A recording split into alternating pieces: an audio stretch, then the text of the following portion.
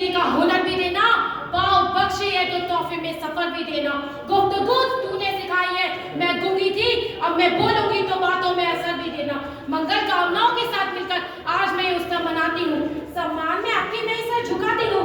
मन का कोना कोना रोशन हुआ देगा आपको, आपके स्वागत में श्रद्धा के दीप जलाती हूँ। जीवन अमूल्य है, इसका कोई विकल्प नहीं हो सकता। जब हम घर से बाहर सड़क पर निकलते हैं तो हमारा जीवन दुर्घटनाओं की कश्मकश के बीच दांव पर लगा रहता है। जब मैं घर से बाहर निकलती हूँ तो मुझे ऐसा लगता है कि मैं सड़क के पार खड़ी हूँ, हर तरफ लगता है कि युद्ध हूँ, कि सब जंगल नहीं है। सड़क दुर्घटनाओं में लोगों की मौत हो जाने के कारण किसी माँ का दिल सूना हो जाता है, किसी पत्नी की मांग का सिंदूर तथा किसी बहन की राखी लगी रह जाती है। न जाने कितने ही जीवन दफन हो गए, न जाने कितने ही जीवन दफन हो गए। ये बहाने की चलते कफन हो गए। वास्तव में चलते वहां उल्टे कफनों की बातें हो गई है कि ये कब किसी किसको आगोश करेंगे बताना मुश्किल हो जाता है। क्यों भागते हैं इतनी तेज कि किसी की खुशियों में मातम छा जाता है। 1050 लाख दुर्घटनाएं होती हैं जो कि एक बड़ा आंकड़ा है। एक रिपोर्ट के अनुसार सन 2030 में होने वाली मौतों का सबसे मुख्य कारण सड़क दुर्घटना होगा, क्योंकि युवाओं की रफ्तार दूसरों की चित्कार बन गई है। अगर हम 50 किलोमीटर प्रति घंटा की रफ्तार से गाड़ी चलाते हैं और हमारी दुर्घटना होती है तो हमारे शरीर पर जो प्रभाव पड़ेगा वो 5 मिनट में हमारे से नीचे गिरने पर पड़ता है। महोदय, जिंदगी इतनी भी सस्ती नहीं किसी 2-3 मिनट के लिए गवा दिया जाए। साहब, सड़क पर मंडरा के इस खतरे को लेकिन सड़क सुरक्षा के नियमों का पालन करके समाप्त नहीं कर सकते तो कुछ कम तो अवश्य कर सकते हैं। सरकार मात्र नियम बना सकती है, किसके लिए बनाती है? हमारे लिए, हम सबकी भलाई के लिए। अरे महोदय, यदि हम अपनी भलाई जानते हुए भी इन नियमों का पालन नहीं कर सकते तो ऐसी कोई भी सरकार नहीं है जो हमें नियम का पालन करा सके। लोग कहते हैं वाहन चलाएंगे तो ये समझेंगे ये सड़क पर वाहन नहीं, आसमान में हवाई जहाज उड़ाना है।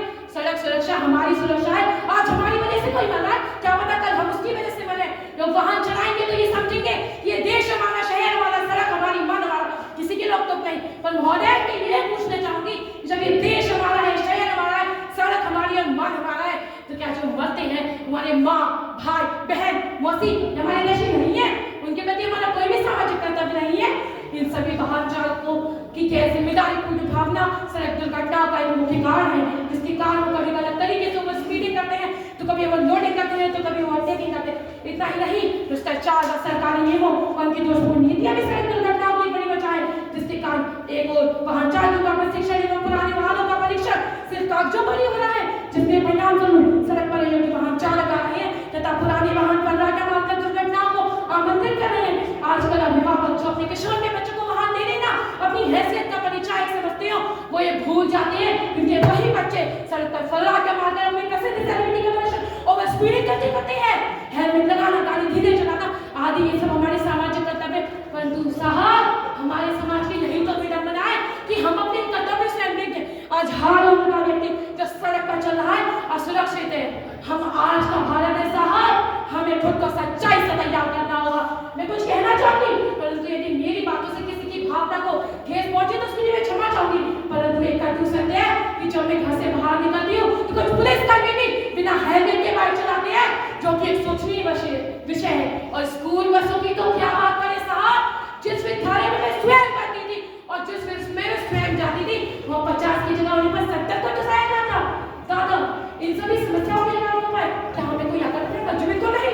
हमें कुछ सोचना होगा। वाहन चालकों को अपने मन में अगर याद करनी होगी श्रद्धा की भावना लागेगी, तो भावना कौन लाएगा? सरकार लाएगी, सिर्फ शक्ति करके, या इस सभागार में बैठे हुए और आप लाएंगे। हमें खुद सोचना होगा कि सड़क पर सुरक्षित रहना और दूसरों को सुरक्षित करना हमारा नैतिक दायित्व बनता है, क्योंकि मुंबई पुलिस द्वारा जारी अक्षय कुमार द्वारा कराए गए विज्ञापन के अनुसार ये रोड किसी के पाप का नहीं है।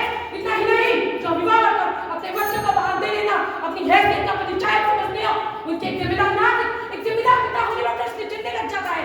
फोन पर बात पसंद सुनने वाले युवा साथियों, अपने जीवन के उन अवसरों को एक बार अवश्य याद कर लेना जो अभी आपको जीने हैं। अंत में कहने को तो बहुत कुछ है, परंतु समय के अभाव के कारण मैं अपनी वाणी को 4 पंक्तियों के साथ विराम देती हूँ कि ए भाई,